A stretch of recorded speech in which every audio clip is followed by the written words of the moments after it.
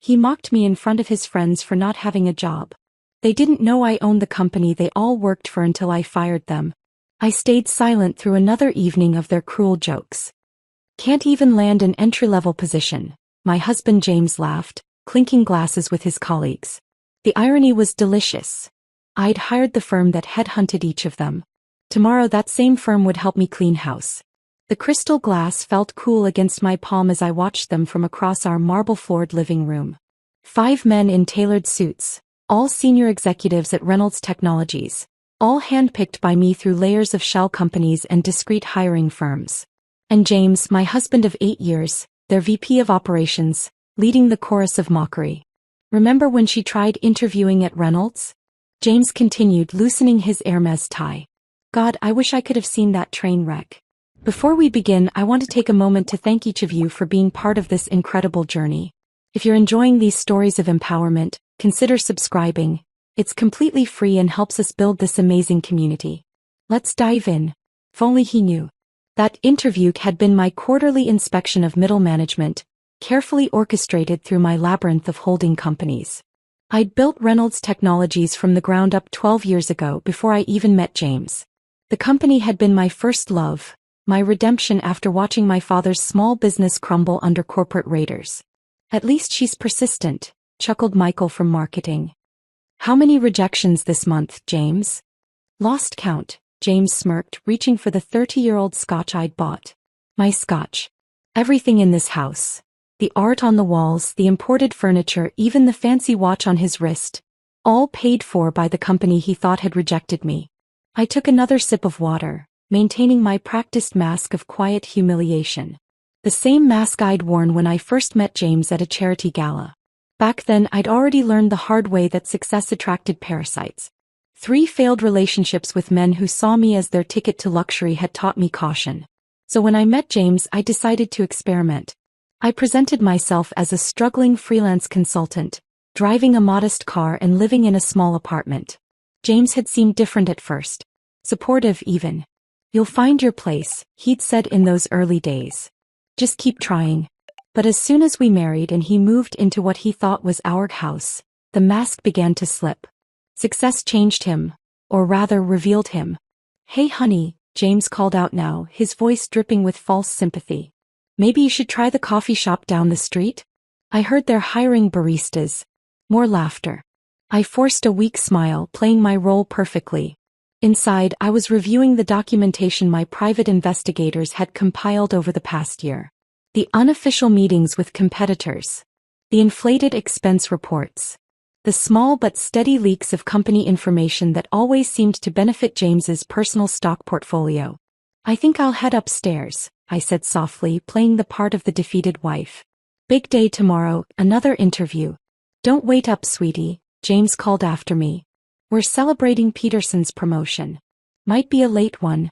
Peterson, my latest plant in senior management. Tomorrow he would be the one documenting their alcohol-loose conversations, adding to the evidence we'd been gathering. In my private study, locked away from their drunken voices, I settled behind my desk. The hidden wall panel slid open silently, revealing my secure workspace. 3 monitors sprang to life, displaying Reynolds Technologies' real-time operations across the globe. A small empire, built through years of careful strategy and ironclad NDAs. My phone buzzed. A message from Sarah, my most trusted executive and one of the few who knew my true identity. Final documentation in place. Board members briefed. Tomorrow's meeting confirmed. I smiled, thinking of the carefully orchestrated revelation to come. The board had always known me as Alexandra Chin, the reclusive founder who communicated through encrypted video calls. Tomorrow they would meet their CEO in person for the first time, not as the mysterious figure behind the screen, but as James's unemployable wife.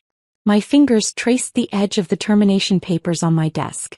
Not just for James but for every member of his little drinking club. Each document backed by months of evidence, reviewed by our legal team ironclad. The sound of breaking glass echoed from downstairs, followed by raucous laughter. Time was when such careless disrespect for my home would have angered me. Now it just added another piece to the documentation. Inappropriate use of company property for personal entertainment. I closed my eyes, letting the familiar hum of computers wash over me. Tomorrow would change everything. But tonight, I savored the calm before the storm, remembering my father's words. Success isn't about who has the biggest voice in the room, it's about who has the wisdom to wait, watch, and pick the perfect moment to act. The perfect moment had finally arrived. I heard James and his friends stumbling out to their waiting cars, their drivers, my employees, discreetly documenting their intoxicated state with dashboard cameras. More evidence for their files. I changed into my night clothes, the same modest pajamas I'd worn for years as part of my facade. One last night of pretense. Tomorrow I would wake up as James's underestimated wife. But by sunset I would be revealed as Alexandra Chin, CEO of Reynolds Technologies, and the architect of their downfall. Through the bedroom window I watched their cars disappear into the night. In 12 hours they would arrive at their offices, nursing hangovers, completely unaware that their world was about to implode. The thought brought a small smile to my face as I drifted off to sleep, dreaming of tomorrow's sweet revelation. Morning arrived with the precision of a well-orchestrated plan. I woke before James, watching him struggle with his hangover as he rushed to prepare for what he thought would be a normal day at the office. Little did he know I had arrived at Reynolds Technologies long before him. At 6:30 a.m., I entered through the service entrance, dressed in an intentionally unremarkable navy suit from a department store, a far cry from my usual designer wardrobe. Sarah met me in the basement security office, away from prying eyes. "Everything's in place," she murmured, handing me a visitor's badge. "The interview is scheduled for 9 a.m. with HR. James's team has their regular morning meeting at the same time. Peterson will keep them occupied." The visitor's badge felt strange against my blazer. Angela Martinez, interview candidate. For years I'd observed my company through cameras and reports. But today's performance needed a personal touch. A chance to witness firsthand how deep the rot had spread. I sat in the lobby, purposefully arriving an hour early, the eager candidate desperate to impress. The security guard barely glanced at me, too busy greeting the stream of executives arriving for their day of reckoning. I watched James stride through the lobby at 8:45, not even noticing me behind my prop reading material, the company's own annual report. "Ms. Martinez?" The HR representative, Thomas, appeared right on schedule. I recognized him from his hiring file, competent, but too eager to please the executive team. "Please follow me." The elevator ride to the HR floor was filled with the kind of small talk I'd engineered through our corporate culture initiatives. Great weather we're having, and traffic wasn't too bad this morning. All while employees nodded politely at the woman they assumed was just another hopeful candidate. Thomas led me through the open office layout I'd designed years ago. "We'll start with a brief skills assessment," he explained, followed by a panel interview with some of our team leaders. His tone carried that subtle condescension reserved for candidates they'd already decided not to hire. The skills assessment was almost insulting in its simplicity, basic coding problems I could have solved in my sleep. I deliberately made small mistakes, playing the role of the nervous applicant. Through the glass walls I could see James and his cohorts in their morning meeting, laughing about something. Probably another candidate they'd decided to toy with. "Well," Thomas said, reviewing my intentionally flawed work, "this is interesting." His pause spoke volumes. "Let's move on to the panel interview." The conference room he led me to overlooked the city. A view I usually enjoyed from my private office 20 floors above. 3 middle managers waited inside, all wearing the same expression of bored superiority. I recognized each face from their personnel files, knew their salaries, their performances, their secrets. "So, Ms. Martinez," began the first interviewer, not even bothering to introduce himself, "I see you've been between positions for some time."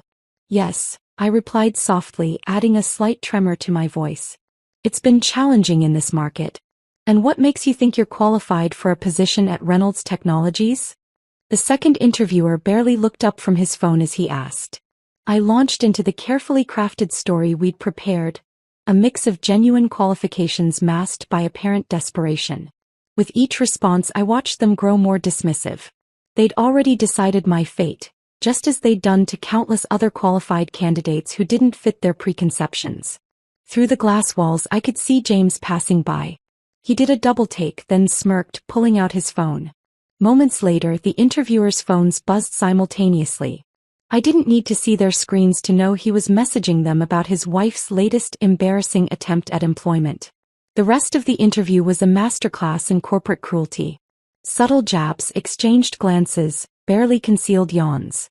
I documented every microaggression, every breach of our HR policies, while maintaining my facade of nervous optimism. "Thank you for your time," Thomas said finally, his tone making it clear there would be no second interview. "We'll be in touch." As I walked toward the elevator, I heard James's voice around the corner. "No way, that was your wife? Man, she really is desperate. Did you see her suit? Probably from Target." I kept walking, letting their laughter fuel what was to come. In my purse, my real phone buzzed with messages from Sarah. Board members arriving early. Legal team standing by. Security ready to escort. The final piece of my charade was about to begin. I ducked into a restroom, entering the last stall where Sarah had hidden a garment bag earlier that morning. Inside was my real armor, a meticulously tailored Chanel suit, Louboutin heels, and the CEO's security badge I'd never worn in public. As I transformed from Angela Martinez, failed job candidate, to Alexandra Chin, CEO of Reynolds Technologies, their mocking laughter still echoed in my mind.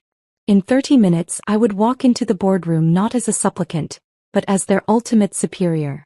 I checked my reflection one last time, adjusting the pearl necklace that had been my mother's. "Success is silent," she used to say, "until the perfect moment to roar." That moment was finally here. I stepped out of the restroom as Alexandra Chin for the first time in my own building, watching employees' eyes widen as they struggled to reconcile the confident executive before them with the nervous interviewee from moments ago. Let them stare. The real show was about to begin. The click of my Louboutins against the marble floor announced each step toward the executive floor. Employees scrambled to clear my path, their confusion palpable as they tried to place my familiar yet transformed face. The whispers started immediately, word of the mysterious CEO's presence spreading like wildfire through the building's messaging systems. I took the private elevator, the one James had always wondered about, installed for the Phantom CEO's exclusive use. As I ascended, Sarah's text confirmed everything was in place. Board members seated. James and team still in their morning briefing. Security standing by. The elevator opened directly into the boardroom's antechamber. Through the frosted glass, I could see the silhouettes of our board members, all aware of what was about to unfold.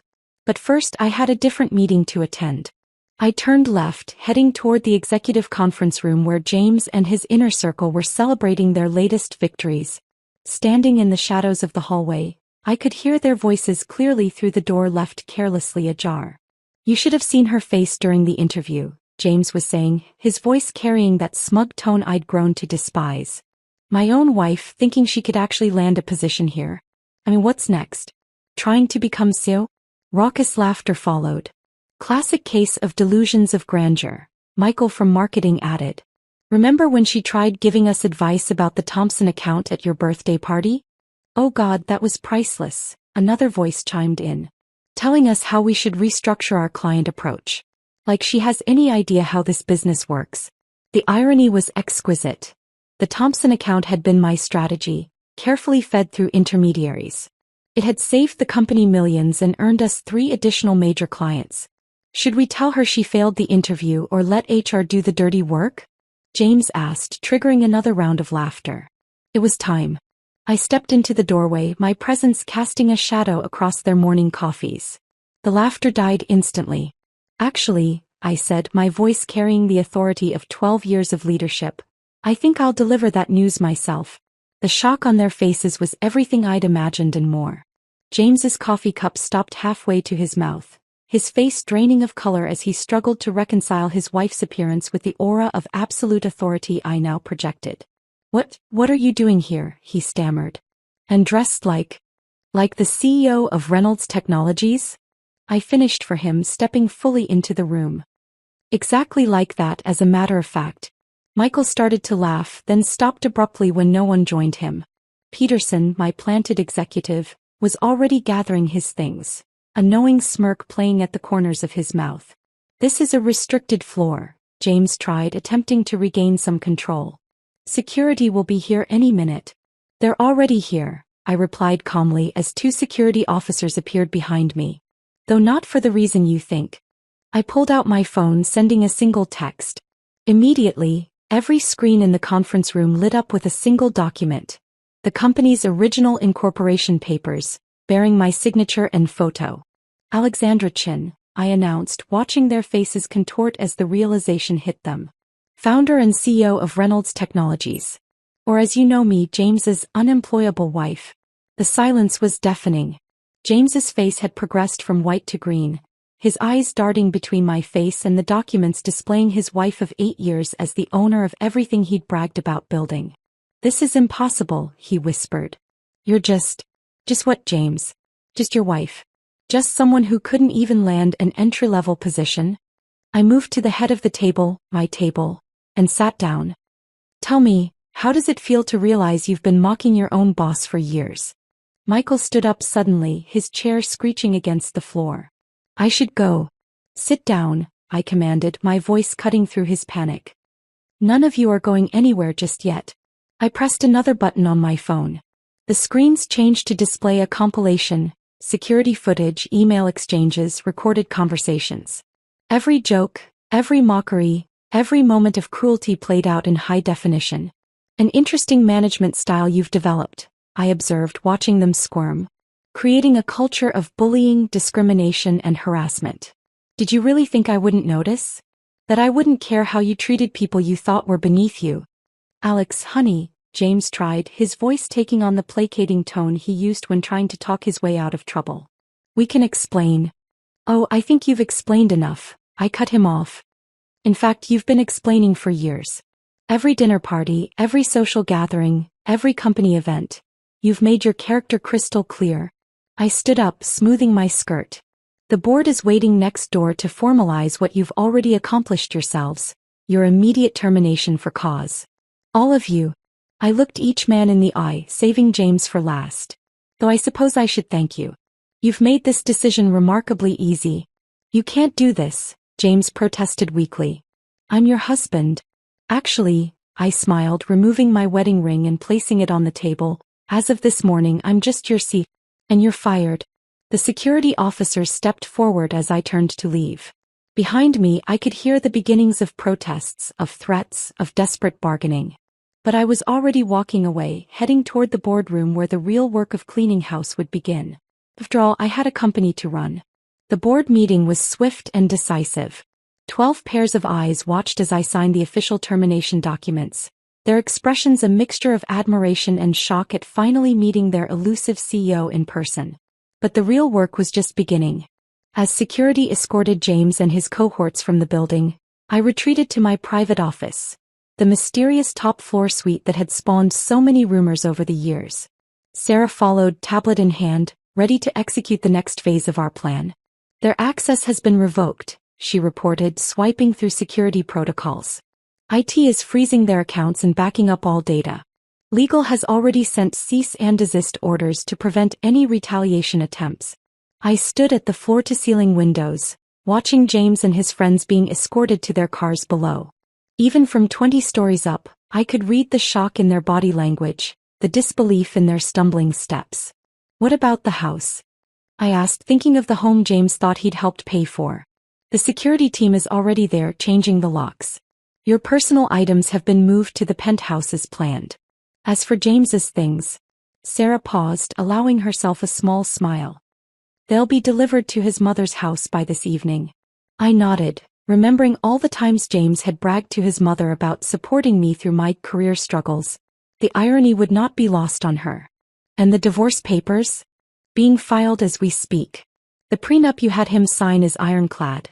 He thought he was protecting his assets, never realizing he was signing away any claim to yours.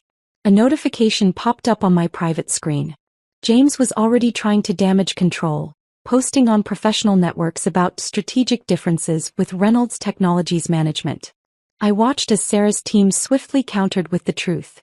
A carefully worded press release about the company's zero-tolerance policy for workplace harassment and discrimination. "His LinkedIn profile still lists him as VP of Operations," I noted. Sarah's fingers flew across her tablet. "Not anymore." I sat down at my desk. my real desk, not the hidden one in my study at home, and began reviewing the contingency plans we'd prepared. James and his friends weren't stupid. Wounded pride would soon give way to anger and potential retaliation. Their non-competes? Already activated. They won't be working in this industry for at least 3 years. We've also notified all major competitors about the circumstances of their termination. No reputable company will touch them. I pulled up the security footage from their exit interviews. James still in denial, threatening to expose me.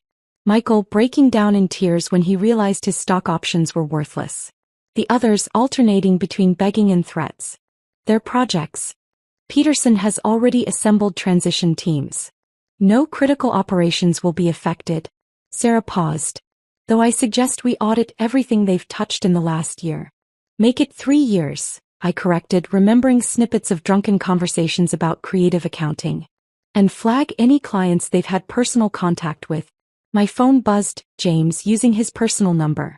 I declined the call, watching as it joined the growing list of blocked numbers. His friends had been trying too, probably hoping to negotiate some kind of settlement. Should we issue a company-wide statement? Sarah asked. I considered the ripple effects moving through the building. By now, everyone would know that their mysterious SO was James's supposedly unemployable wife. The story would be spreading through every department, growing more dramatic with each retelling. Schedule an all-hands meeting for tomorrow morning, I decided. It's time they met their real CO, not the caricature James created. A subtle alert flashed on my screen. James had arrived at his mother's house. The security feed showed him standing among boxes of his belongings, his mother's expression moving from confusion to horror as he explained the morning's events. His company car? GPS shows it's still in our parking lot. Security is waiting to retrieve it. I nodded, turning to the stack of documents requiring immediate attention. Organizational charts needed updating, responsibilities needed reassigning, and damage control needed to begin with our major clients. One more thing, Sarah added, her tone softening slightly. The charity gala next month. The one where you met James. Cancel my RSVP, I interrupted. But double the company's donation. Anonymously. The afternoon passed in a blur of meetings, decisions, and strategic planning. I watched through various security feeds as James's office was packed up, his personal items cataloged and shipped out. His parking space, the one he'd bragged about to everyone, was already reassigned. By evening, as the sun set over the city skyline, Sarah brought me one final report. They're all serving their garden leave at home. Security is monitoring their communications. No unusual activities yet, but they're in shock, I finished. Give them a day. Then the real reactions will begin. I leaned back in my chair, finally allowing myself to feel the weight of the day. In less than 12 hours, I'd shed a false identity, ended a marriage, fired 5 executives, and stepped into the public eye as CEO. Was it worth it? Sarah asked quietly, breaking protocol for a moment of honesty.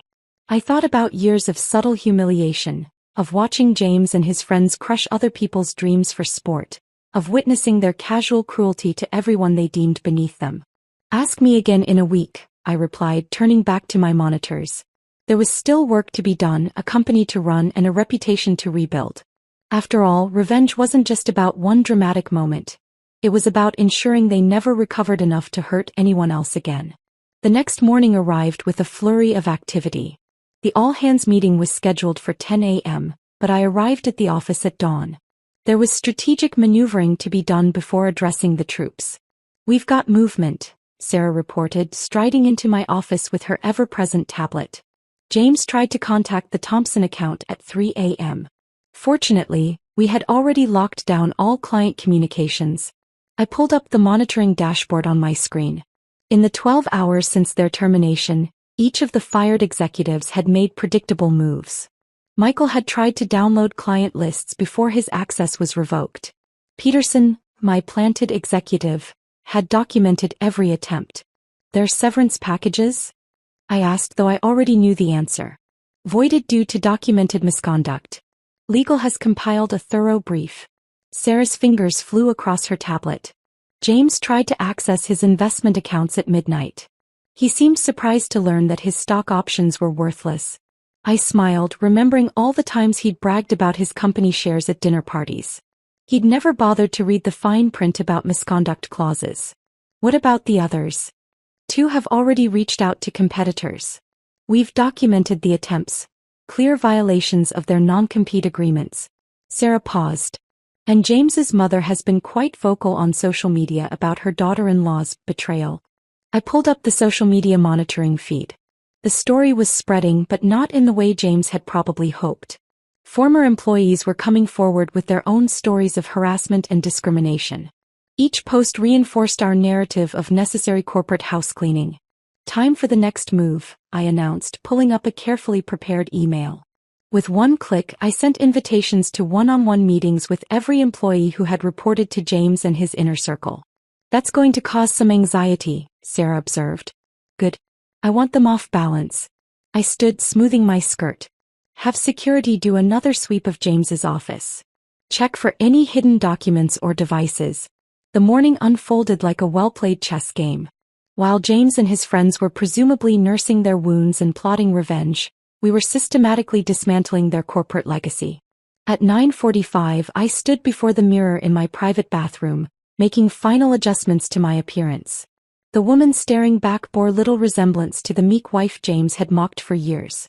Today's armor was a steel-gray Armani suit, accessorized with quiet but unmistakable power.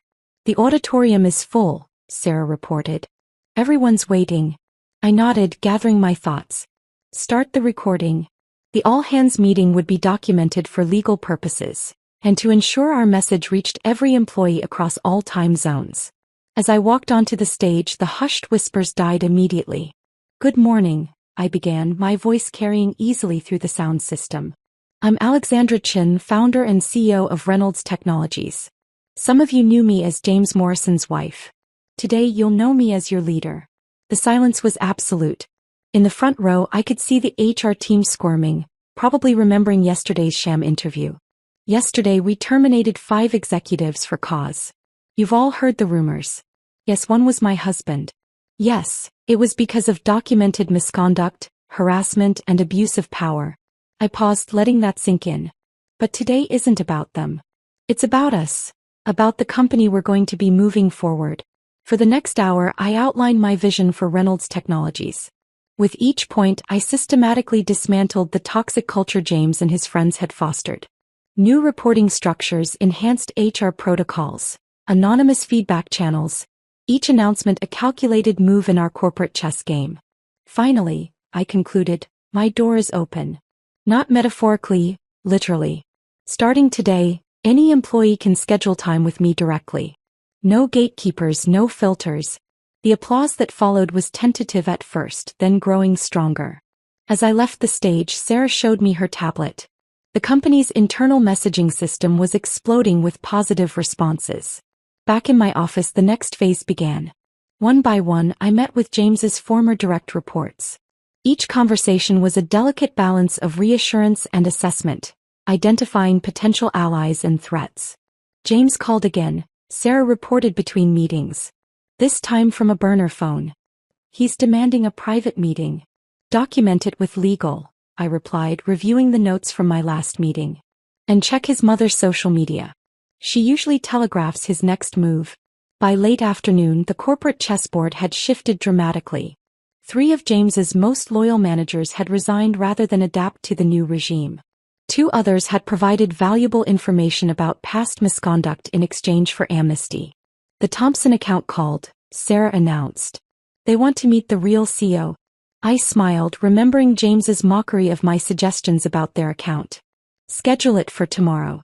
And send them the presentation I've been working on. The one James rejected last month. A notification popped up on my screen. James had been spotted at a bar with Michael and 2 other former executives. Our surveillance team was monitoring their conversation. They're plotting something, Sarah observed. Of course they are, I replied, pulling up contingency plans we'd prepared months ago. Let them plot. Every move they make just gives us more ammunition. I turned to the window, watching the sunset paint the city skyline. Somewhere out there, 5 angry men were discovering just how thoroughly they'd been outmaneuvered. But their game had ended yesterday. Mine was just beginning. Tomorrow, I told Sarah, we start phase 2. Let's see how they handle being the ones looking for jobs. After all, in chess, the queen is the most powerful piece on the board. And I had been playing this game long before they even knew they were pieces. Dawn found me reviewing surveillance footage from the bar where James and his cohorts had gathered. Their angry conversations, fueled by expensive scotch, had provided exactly the evidence we needed to strengthen our legal position. They're planning to sue, Sarah announced, entering my office with 2 coffee cups. James contacted 3 law firms this morning. I accepted the coffee, hiding my smile. Show me. She pulled up the morning's surveillance report. James had indeed been busy, but each firm he'd contacted was already subtly connected to Reynolds Technologies through various shell companies. Any attempts to retain them would hit an immediate conflict of interest wall. He's also been reaching out to our major clients, Sarah continued. Particularly the Thompson account. Forward me the recordings. The audio files played through my private speaker system. James's voice, still carrying that entitled confidence, trying to convince our clients that he'd been wrongfully terminated. That his wife had manipulated her way into power. That the company was in danger under my leadership. Mr. Thompson's response? I asked, though I could guess. Sarah played the next clip. Thompson's voice was cold. James, your wife's proposal last week was brilliant. The one you dismissed? Yeah, we found out about that. Don't contact us again. I pulled up our evidence database on my secure terminal. For over a year, we'd been building an airtight case against James and his inner circle. Every harassment incident, every discriminatory comment, every abuse of power, all meticulously documented. The board wants an update, Sarah noted. They're concerned about potential blowback. Schedule a meeting for this afternoon. And bring me everything from the last 3 years, emails, meeting recordings, expense reports. It's time to show them exactly why this house cleaning was necessary. The morning unfolded in a series of strategic moves. While James and his friends were burning through their savings on legal consultations, we were systematically fortifying our position. HR provided a thick file of complaints that had been buried under the previous management. IT extracted emails that had been accidentally deleted. Former employees began reaching out, offering testimonies about the toxic culture they'd fled. James's mother is escalating her social media campaign, Sarah reported. She's claiming you seduced him as part of a long-term corporate takeover plan. I laughed, pulling up the prenuptial agreement James had insisted upon. Send her lawyers a copy of this. The one her son demanded to protect his assets from his apparently gold-digging wife. By midday, our legal team had compiled a devastating brief.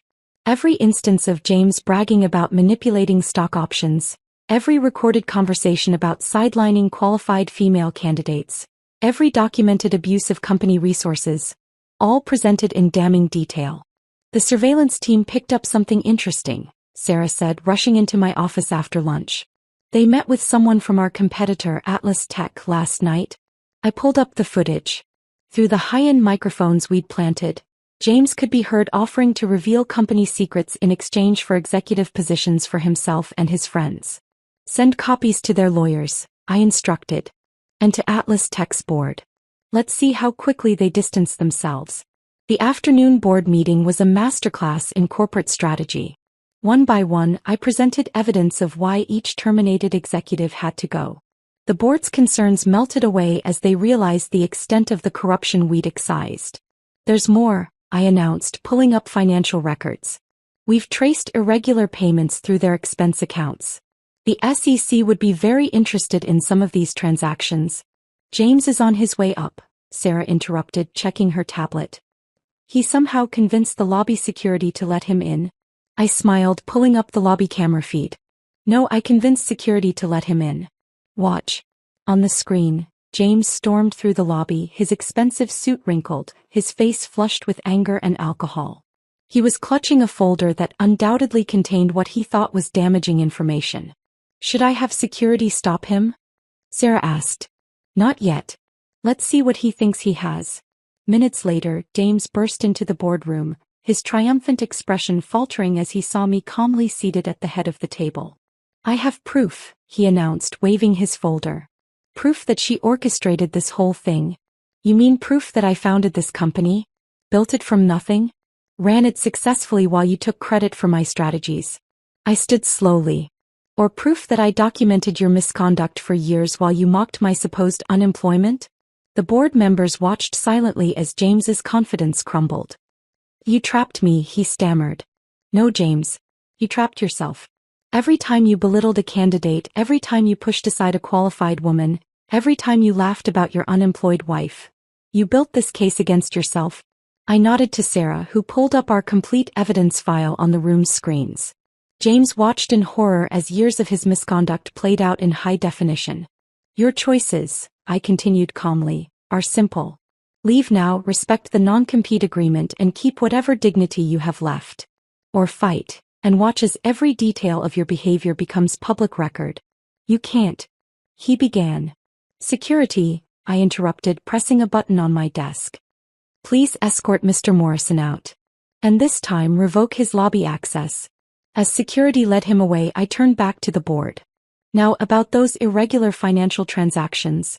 The rest of the afternoon was spent strengthening our legal position. Every piece of evidence was catalogued, every testimony recorded, every document notarized. By evening, we had built a case so solid that no law firm would touch James's claims with a 10-foot pole. They're meeting again tonight, Sarah reported as darkness fell. Same bar. Good, I replied, reviewing the latest surveillance request. Let's hear what other evidence they're willing to give us. After all, the best case is built by letting your opponents think they're winning. Right until the moment they lose everything. The bar surveillance proved more valuable than we could have hoped. Drunk on expensive whiskey and wounded pride, James and his friends spent hours inadvertently confessing to years of corporate malfeasance. Play that section again, I instructed Sarah the next morning, leaning forward in my chair. Through our high-quality surveillance feed, James's slurred voice filled my office. Remember that merger last year? The one that made us look like geniuses? Well, let me tell you how we really pulled that off. What followed was a detailed confession of insider trading, complete with names, dates, and dollar amounts. Send this to legal, I ordered. And notify the SEC anonymously. It's time to create our perfect storm. Sarah's fingers flew across her tablet. James has already started selling his personal stocks. The others are following suit. Perfect. I pulled up our contingency plans. Activate Protocol Thunder. Protocol Thunder was the culmination of months of planning. A carefully orchestrated series of events designed to trap James and his cohorts in their own web of deceit. The first phase began immediately. Leak the merger investigation to the financial press, I instructed. But make it seem like it came from a concerned former employee. Within hours, the story hit the business news networks. Reynolds Technologies stock took a small hit, exactly as planned. James and his friends, already paranoid and watching their investments, would see it as an opportunity to save themselves. They're panicking, Sarah reported, monitoring their phone calls. All 5 of them are calling their broker simultaneously. I watched the trading monitors as they frantically sold their shares, trying to get ahead of what they thought was coming. With each sale, they dug themselves deeper into legal jeopardy. Now, I said, nodding to Sarah. Release Phase 2. The press release went out company-wide and to all major news outlets. Reynolds Technologies was announcing a major restructuring and expansion. Our stock price shot up within minutes, but James and his friends had already sold at a loss. A clear case of attempted market manipulation based on insider knowledge. Mr. Thompson from the Antitrust Commission is on line 1, Sarah announced. I took the call on speaker. Alexandra Chin. Ms. Chin, we've received some very interesting information about last year's merger.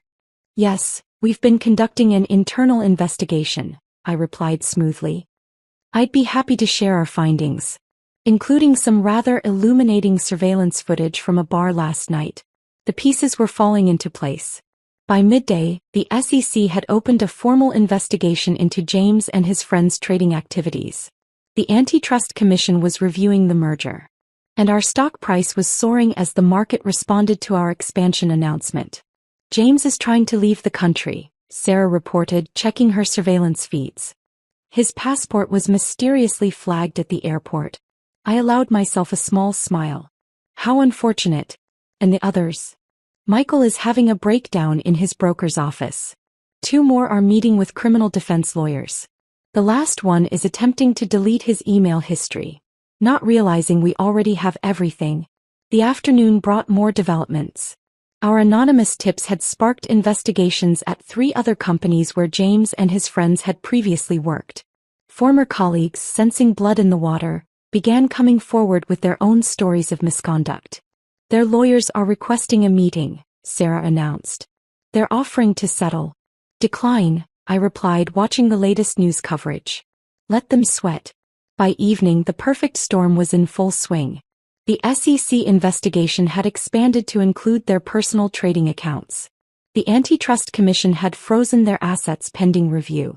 And 3 separate class action lawsuits had been filed by former employees alleging systematic discrimination. James's mother has gone quiet on social media, Sarah noted with satisfaction. She probably saw the insider trading allegations, I replied. Even she can't spin that positively. A notification popped up on my screen. James was attempting to access his frozen accounts, growing increasingly desperate as each transaction was declined. Should we release the bar footage to the media? Sarah asked. Not yet. I stood walking to the window. Let's see how they handle tomorrow first. Tomorrow would bring the final phase of Protocol Thunder. While James and his friends were distracted by investigations and frozen assets, we had been quietly buying up their dumped shares through shell companies. When the market opened, Reynolds Technologies would announce a major government contract, one we'd been secretly negotiating for months. Their wives are calling divorce lawyers, Sarah reported, checking her tablet one last time for the day. Apparently, they're not happy about potentially losing everything due to their husband's fraud. I thought about the prenup James had insisted upon, thinking he was protecting himself from a gold-digging wife. How ironic that it would now protect my assets from his legal troubles. Send them all meeting invitations for tomorrow morning, I instructed. 9 a.m. sharp. They won't come, Sarah predicted. Oh, they will. I turned from the window, my reflection hard and clear in the darkening glass. Because right now, I'm their only hope of survival. As night fell over the city, I reviewed tomorrow's script one final time. In less than 12 hours, James and his friends would sit in my office, broken and desperate as I presented them with their options. The choice between total destruction and merely complete humiliation. Their security badges are ready, Sarah said, placing 5 visitor passes on my desk. I picked one up, running my thumb over James's photo. Tomorrow then. After all, the perfect storm wasn't just about destruction. It was about forcing your enemies to acknowledge the lightning before the thunder struck. 9 a.m. arrived with the precision of a well-orchestrated symphony. One by one, James and his former colleagues shuffled into my office, shadows of their former arrogant selves. Their expensive suits were wrinkled, their faces haggard from sleepless nights and mounting pressure. Gentlemen, I greeted them, seated behind my desk. I believe you've all had an interesting week. James couldn't meet my eyes. Michael was visibly trembling. The others stared at their visitor badges as if they couldn't quite believe how far they'd fallen. The board is waiting, I announced, standing. Shall we? They followed me like condemned men to the executive boardroom. Through the glass walls, they could see the full board of directors seated around the massive table, along with our legal team and several SEC representatives. Before we begin, I said, pausing at the door, I want you to understand something. What happens in the next hour will determine not just your professional futures, but your personal freedom. The boardroom fell silent as we entered. Sarah stood at the presentation screen ready to begin. The SEC representatives had their notebooks open, pens poised. Members of the board, distinguished guests, I began, taking my place at the head of the table. We're here today to address several serious matters concerning corporate governance, financial misconduct, and systematic abuse of power. With a nod to Sarah, the presentation began. On the screen, evidence of their misdeeds played out in devastating detail. Trading records, surveillance footage, email chains, recorded conversations, a complete catalog of their destruction. As you can see, I continued as James sank lower in his chair, the pattern of misconduct extends far beyond simple workplace harassment. We're looking at securities fraud, insider trading, and criminal conspiracy. The SEC representatives were taking rapid notes. The board members' faces had turned to stone. Michael looked ready to faint. However, I paused, letting the tension build. Reynolds Technologies is prepared to offer a limited amnesty agreement. One time, one offer, no negotiations. That got their attention. 5 heads snapped up, hope warring with suspicion in their eyes. Sarah distributed thick document folders to each of them. The terms are simple, I explained. Full cooperation with all investigations. Complete disclosure of all misconduct, whether previously discovered or not. Return of all profits from irregular trading activities. And most importantly, a public acknowledgement of your actions. You want us to confess? James found his voice, though it cracked on the last word. I want you to face the consequences of your choices, I corrected him. Sign these agreements now and Reynolds Technologies will not press criminal charges. Refuse and the SEC has enough evidence to ensure you all spend considerable time in federal prison. The board members watched impassively as the 5 men frantically flipped through their documents. Their lawyers seated behind them were already nodding grimly. You have 5 minutes to decide, I announced, checking my watch. After that, this offer expires and we proceed with full prosecution. The next few minutes were filled with desperate whispers between the men and their lawyers. I could see the exact moment each one broke, their signatures appearing on the documents one by one. James was last, his hand trembling as he scrawled his name. Our eyes met as he pushed the folder across the table. In his, I saw the final death of his arrogance, the complete understanding of how thoroughly he'd been outplayed. Excellent, I said, collecting the signed documents. Sarah will now escort you to individual conference rooms where you'll begin your depositions with the SEC representatives. As they were led away, I turned to the board. And now, let's discuss the future of Reynolds Technologies. The next hour was spent outlining our path forward. New corporate governance structures, enhanced compliance protocols, and a complete restructuring of the executive team. The board, having witnessed the precision with which I'd handled the crisis, approved every proposal unanimously. One last thing, I added as the meeting drew to a close. I wanted on record that every employee affected by the previous management's discrimination will be reviewed for reinstatement or compensation. The board's approval was immediate. After all, it was a small price to pay to avoid the publicity nightmare we'd saved them from. Later, in my office, Sarah brought me the preliminary depositions. They're singing like canaries, she reported. Each trying to save himself by incriminating the others. I scanned the documents, noting how quickly they turned on each other. Make sure their confessions are properly recorded and witnessed. We don't want any retractions later. Through my window I could see James being escorted to his car, his career and reputation in tatters. His lawyer was already on the phone, presumably trying to salvage what he could from the wreckage of his client's life. Their trading records? I asked Sarah. Being combed through by forensic accountants. Initial estimates suggest they'll each have to repay several million in irregular gains. I nodded, turning back to my desk. The company stock was up 15% on news of the governance changes. The business papers were already hailing Reynolds Technologies as a model of corporate accountability. Schedule a company-wide meeting for tomorrow, I instructed. It's time to rebuild what they tried to destroy. Sarah paused at the door. Was it worth it? I thought about years of watching them crush dreams, bully subordinates and mock anyone they deemed inferior. About all the careers they'd derailed and lives they'd impacted. Ask the people who'll get their jobs back, I replied. Ask the women who won't have to face harassment. Ask everyone who believed they'd never face justice. After all, the best revenge isn't just about punishment. It's about ensuring positive change for those left behind. The days following the board meeting unfolded like a carefully orchestrated domino effect.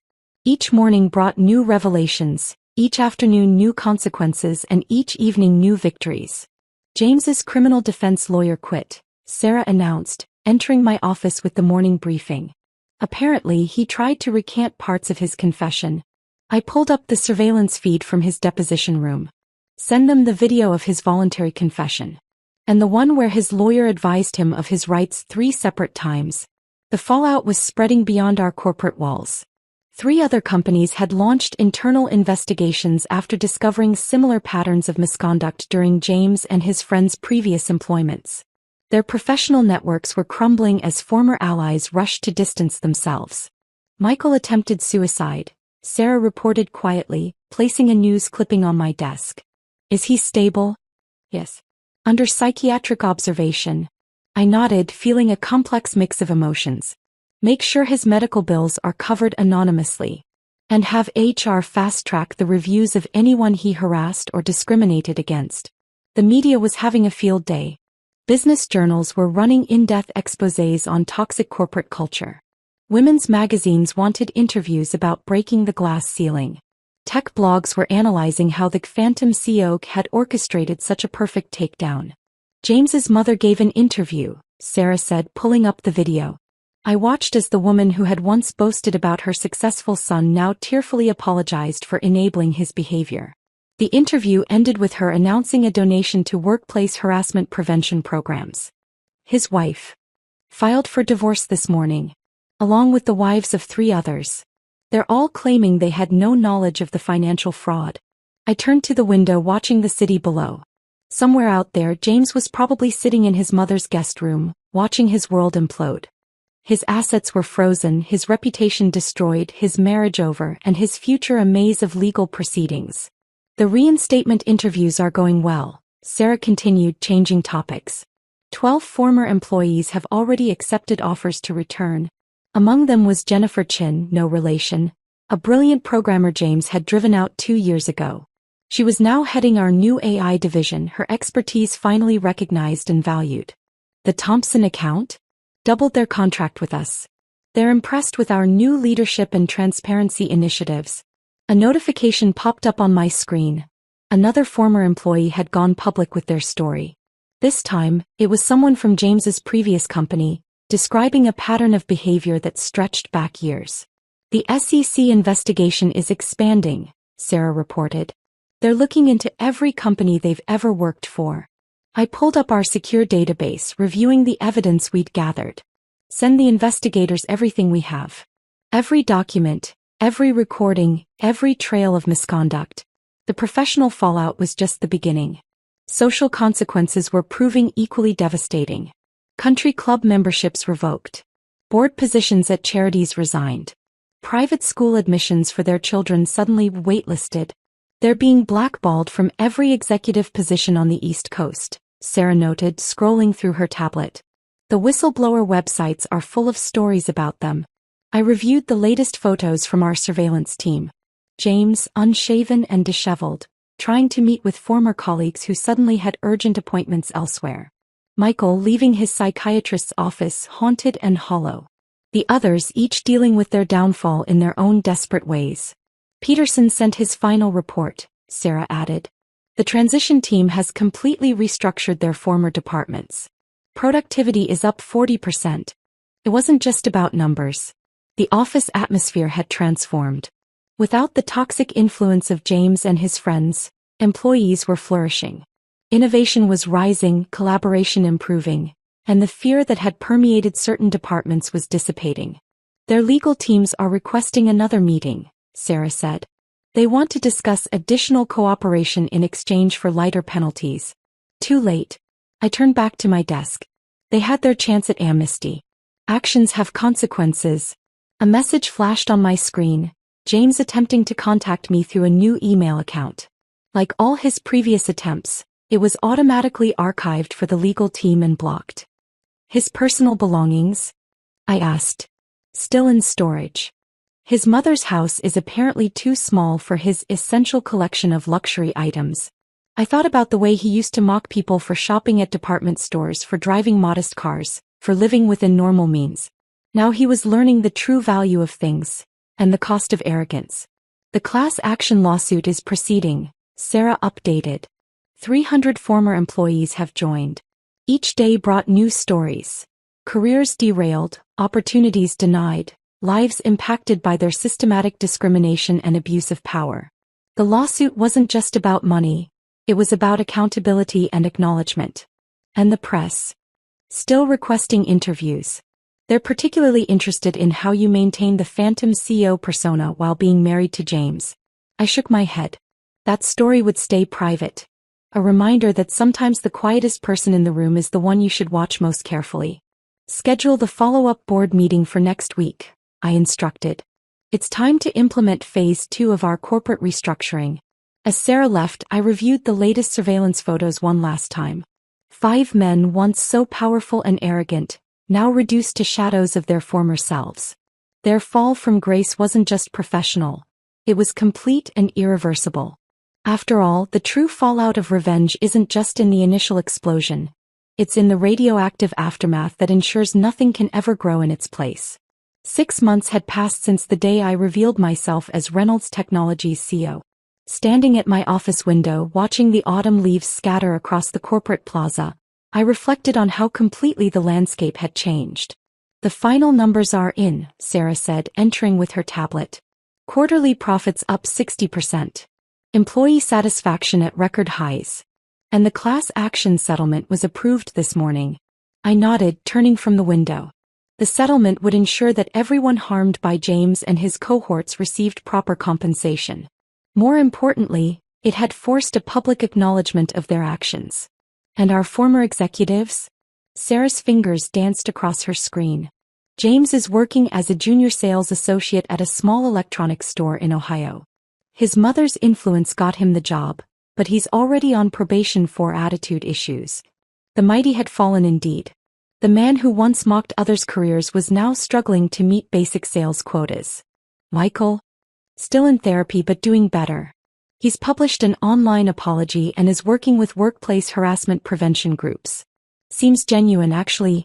I picked up a framed magazine cover from my desk. Last month's Business Week featuring Reynolds Technologies transformation. The article had praised our new corporate culture without ever mentioning the scandal that prompted it. The others. One's teaching business classes at a community college focusing on corporate ethics, ironically. Another is working at his brother-in-law's construction company. The last one moved to Alaska to find himself.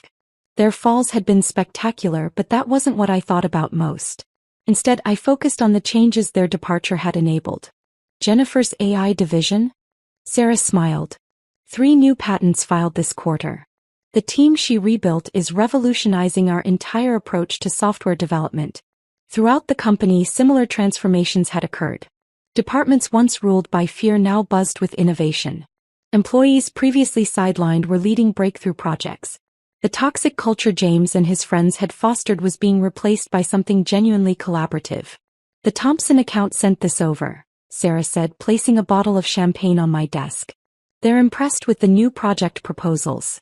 Jennifer's team apparently solved a problem they've been struggling with for years.